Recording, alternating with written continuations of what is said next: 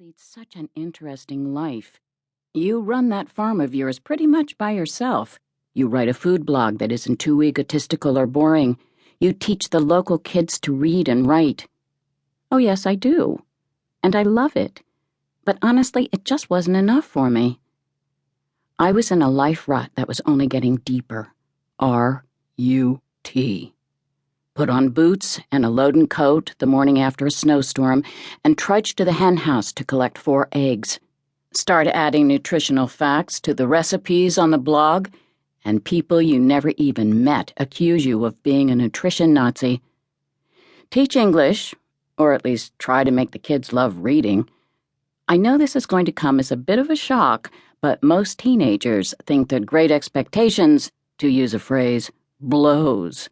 But that any book with a vampire in it is brilliant, especially if the vampire is darkly handsome and promises eternal love with every bite. Great Expectations does kind of blow, by the way.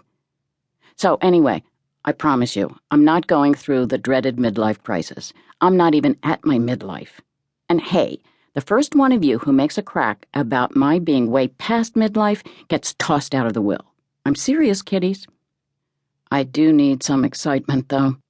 I think the wildest thing I've done in the last 3 years is to ask your kids to call me by my first name. I disliked being called Grandma. Made me itchy all over. Back to the subject. I've lost 12 pounds. After all, I want to be able to fit into my wedding gown. Anyone who's fainted should please get up off the floor and don't start telephoning one another until this video is over. Yes, you heard right. I said wedding gown, as in wedding, as in bride, as in wedding in our barn. You're looking at the bride right now, and she's actually smiling. She's happy, very much so.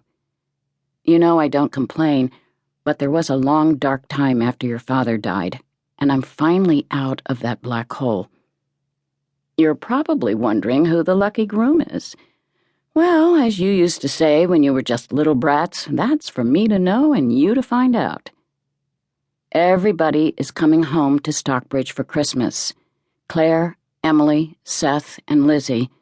You and your children, your spouses, your lovers, dogs, cats, whoever and whatever. We haven't been together as a family since your dad died. So it's Christmas in Stockbridge. Then you'll find out who the lucky man is. Till then, I love you. And I'm so happy, I almost can't believe it. See you at Christmas, when all will be revealed.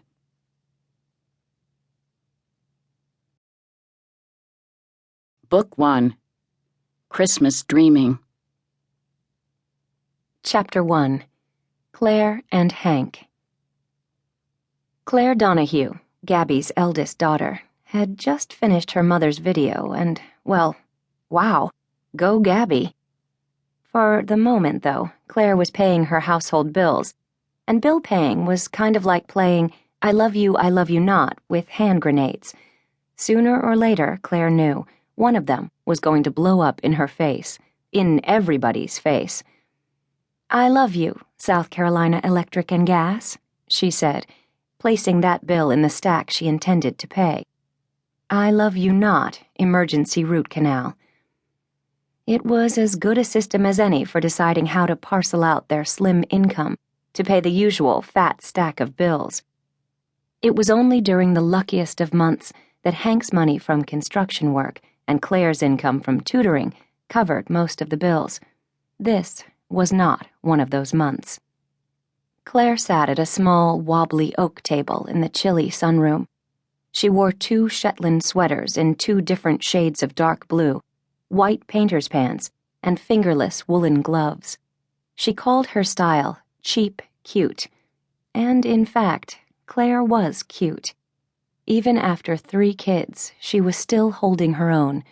Pug nose rather than spreading pig nose, smattering of freckles, short reddish-brown hair, girlish figure.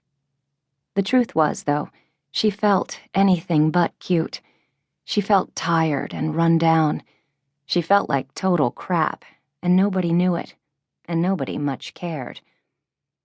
James Taylor's Fire and Rain was playing softly.